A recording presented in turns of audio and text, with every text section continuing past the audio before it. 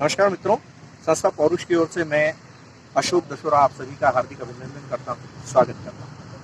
दोस्तों, पिछले दिनों से इंदौर शहर और मध्य प्रदेश भर में फर्जी मैरिज ब्यूरो कांड की घटनाएं बहुत जोर शोर से उजागर हो रही है। इंदौर शहर में कई महिलाओं के द्वारा मिल करके संगमत होकर के फर्जी मैरिज ब्यूरो चलाया जा रहा है, जिसमें लड़कियों की खरीद फरोख्त की जा रही है। अवैधानिक और इलीगल तरीके से फर्जी एग्रीमेंट बनाए जा रहे हैं, फर्जी आधार कार्ड बनाए जा रहे हैं और इस तरीके से एक ही लड़की की कई बार अलग अलग लोगों से शादी करा करके पैसा वसूला जा रहा है। ऐसा ही एक प्रकरण अमित अग्रवाल नामक व्यक्ति ने संस्था पौरुष की हेल्पलाइन पर हमसे संपर्क किया। हमने उसकी पूरी पीड़ा और प्रताड़ना सुनी, संस्था के पास बुलाया, सारे प्रमाण देखे। प्रमाण देखने के बाद हमने आवेदन बनाया क्राइम ब्रांच के नाम पर और 10 तारीख को एडिशनल एसपी राजेश दंडोतिया जी से मुलाकात करवा करके अमित अग्रवाल के क्राइम ब्रांच में बयान कराए गए। चलिए दोस्तों, हम उसी विक्टिम अमित अग्रवाल से आपको मिलाते हैं। यह है अमित अग्रवाल, जो कि मूल रूप से सेंधवा के निवासी हैं। अमित, आप स्वयं बताएं आपके साथ क्या क्या हुआ। मेरा नाम अमित अग्रवाल है। मैं मूलतः सेंधवा का निवासी हूँ। सन 2017 में मेरी मुलाकात दुर्गा और दीपा निवासी इंदौर से हुई थी। उसने मुझे मैरिज ब्यूरो के नाम पर लड़कियां दिखाने के नाम पर इंदौर बुलाया, 2-4 लड़कियों से मुलाकात कराई और मुझे कई बार व्हाट्सएप पर संपर्क करने की कोशिश करी, लेकिन मुझे पैसा लेन देन करके कोई शादी नहीं करनी थी, इसलिए मैंने उन्हें मना कर दिया। बाद में उसने मुझे झांसे में लिया। झांसे में लेने के बाद में मुझे इंदौर बुलाया। इंदौर बुलाने के बाद में मुझे कहा गया कि मेरा कोई नहीं है, ऐसा वैसा कहकर मुझे फंसाया और मुझसे शादी करी। कितनी उम्र बड़ी है तुमसे? मुझसे 8 साल बड़ी है।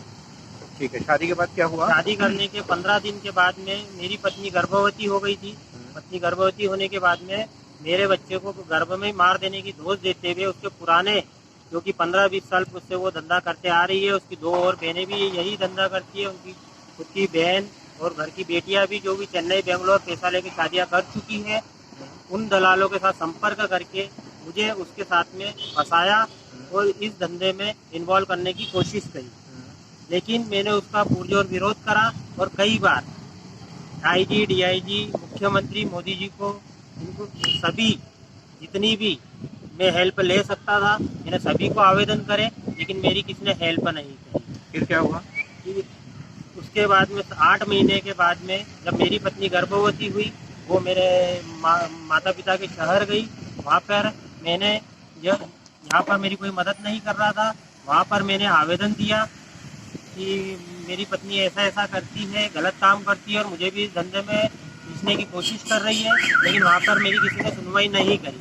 मैंने मेरी पुत्री के मोह में वापस उसके साथ में इंदौर आया। इंदौर मुझे यह कहकर लाई गई थी कि अपन जाकर आईजी साहब को एक आवेदन देंगे कि जो भी मैंने पूर्व में काम किए हैं वो और अभी जो भी काम किए उसका मैं प्रशासन और मीडिया के सामने और सभी के सामने रखने के लिए तैयार हूँ और आगे चलकर यह काम नहीं करेंगे। लेकिन बाद में भी मेरी पुत्री होने के बाद भी उसने यह काम जारी रखा और मुझे भी इसमें धकेलने की कोशिश करी। अमित, सब दूर से निराश होने के बाद में आखिर आपने पौरुष संस्था के हेल्पलाइन नंबर पर संपर्क किया? जी। क्या हुआ उसके बाद? मैंने पौरुष संस्था के हेल्पलाइन नंबर पे संपर्क करा। वहाँ पर मुझे पौरुष संस्था के अध्यक्ष और राष्ट्रीय प्रवक्ता अशोक दशोरा जी से मुलाकात हुई, जिन्होंने मुझे दिनांक 28/3/2020 को एक आवेदन बना के दिया, जो कि मैं इंदौर शहर के डीआईजी हरिनारायण मिश्र जी को सब सबूतों के साथ में सौंपने वाला था। लेकिन 3/8/2020 को मेरी पत्नी के द्वारा वो सब देख लिया गया, इसलिए 4/8/2020 को मेरी पत्नी गाउन में वहाँ से मोबाइल लेके चली गई। 2 घंटे इंतजार करने के बाद में मेरी पत्नी नहीं आई। मैं मेरी 7 माह की बच्ची को, जो कि बहुत प्रताड़ित हो चुकी थी, उसे बहुत घाव लग चुके थे, वो उसे नहलाती धुलाती नहीं है, खिलाती पिलाती नहीं है, उसको दूध नहीं पिलाती है, घर का कोई काम नहीं करती। मतलब बच्ची को बहुत ज्यादा टार्चर करती है, मुझे टार्चर करती है, कमाने नहीं जाने देती है। उस बच्ची को लेके मैं डीआईजी साहब के पास में गया। डीआईजी साहब ने मुझे हमारा जो थाना क्षेत्र लगता था सदर बाजार, वहाँ पे दिया गया। महिला कानून के तहत मेरी बच्ची उसे सौंप दी गई, और जो मेरे और मेरे परिवार के द्वारा यहाँ पे मेरा घर बसाया गया था उसको भी उसे सौंप दिया गया। मुझे 2 पुलिस वालों ने जाके 2 जोड़ कपड़े देके वहाँ से भगा दिया। चलिए, फिर आपके क्राइम ब्रांच में किस तरीके से शिकायत हुई? उसके बाद में मैं दर दर भटकता रहा, मेरी किसी ने मदद नहीं करी। मैंने वापस पोरूस संस्था के अध्यक्ष और राष्ट्रीय प्रवक्ता अशोक दशोरी जी से वापस मुलाकात करी। उन्होंने मेरे फिर से आवेदन बनाया है। मैंने उन्हें सर्व प्रमाण दिए। उन्होंने मेरा आवेदन बनाया और इंदौर शहर के क्राइम ब्रांच के एडिशनल एसपी राजेश दंडोतिया जी को सर्व प्रमाण के साथ में वह आवेदन 10/8/2020 को दिए। उन्होंने जांच के निर्देश दिए। इसके तहत 10/8/2020 को मेरा क्राइम ब्रांच इंदौर में बयान हुए। बयान होने के बाद में मैं यहाँ पर, मेरी जान को खतरा था, मेरी बच्ची की जान को खतरा था, तो मैं यहाँ से चला गया। जाने के बाद में 12/8/2020 को मेरे ही जैसे एक पीड़ित व्यक्ति को, गणेश पालीवाल को मैं लेके इंदौर आया और क्राइम ब्रांच में उनके बयान हुए, जो कि हम दोनों के बयान पोरूस संस्था के अध्यक्ष और राष्ट्रीय प्रवक्ता अशोक दशहरी जी के द्वारा कराए गए। और मेरी पत्नी को भी बुलाया गया और मेरी पत्नी और बच्ची को बुलाया गया। इसके बाद में उसके भी बयान हुए। उनके बयान होने के बाद मेरी पत्नी को वापस छोड़ दिया गया।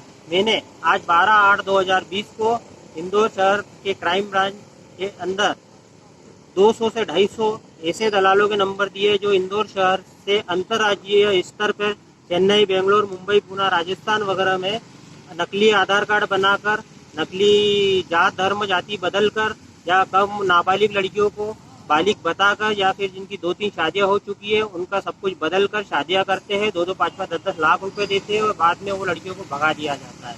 तो मैं पोरूस संस्था के साथ में और अशोक दशोरी जी, पोरूस संस्था के अध्यक्ष और राष्ट्रीय प्रवक्ता के पास में सर्व प्रमाण सौंप चुका हूँ। मैं क्राइम ब्रांच और इंदौर प्रशासन को भी सर्व प्रमाण देने के लिए तैयार हूँ, जो कि कुछ प्रमाण में आज इंदौर शहर में क्राइम ब्रांच में बहुत बहुत धन्यवाद अमित। तो ये फर्जी मैरिज ब्यूरो कांड की उजागर हम लोग कर रहे हैं और कई दलालों के इसमें उजागर होने की संभावना है। नमस्कार, धन्यवाद, थैंक यू। नमस्कार मित्रों, संस्था पौरुष की ओर से मैं अशोक दशोरा आप सभी का हार्दिक अभिनंदन करता हूं।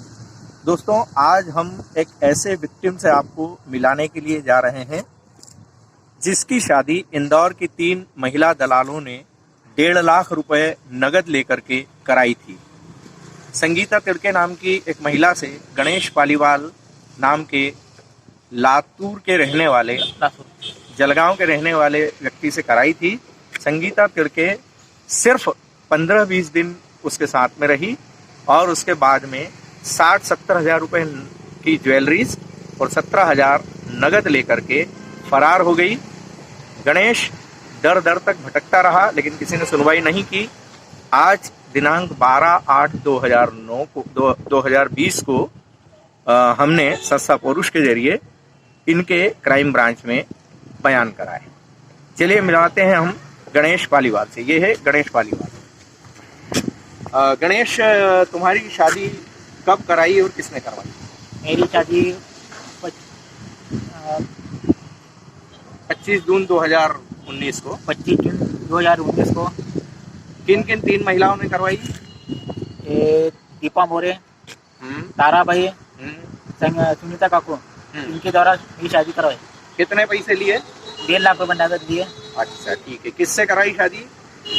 संगीता तिड़के नाम की शादी की महिला। संगीता तिड़के नाम की महिला से कराई, जिसको बताया गया था कि वो बच्चा है, शादीशुदा नहीं है, विडो है ना, जबकि वो शादीशुदा है। शादीशुदा है। ठीक है। कितने दिन तक रही संगीता तिड़के तुम्हारे साथ? 15-20 दिन मेरे साथ रही। फिर क्या किया उसने? 60-70 हज़ार की ज्वेलरी, 17 हज़ार नगद लेके फरार हो गए। अच्छा, फिर दोबारा लौट के आई? नहीं आई। अच्छा, कहाँ कहाँ गए? सब पुलिस स्टेशन गए। कोई मदद मिली? नहीं मिली, किसी ने मेरी सहायता नहीं की। आज क्या हुआ? संस्था पौरुष के जरिए कहाँ पर आपका बयान कराया गया? इंदौर क्राइम ब्रांच में बयान हुए आज? हाँ, इंदौर क्राइम ब्रांच में मेरे बयान कराए गए। ये सारी कहानी इंदौर क्राइम ब्रांच को बताई गई? हाँ, सभी कहानी बताई गई। धन्यवाद मित्रों। तो ये है गणेश पालीवाल और इसी तरीके से फर्जी मैरिज ब्यूरो का जो फर्जीवाड़ा चल रहा है इंदौर शहर में और तकरीबन पूरे मध्य प्रदेश में। इसमें कई दलाल 200 से लेकर के 250 तक के दलाल हैं।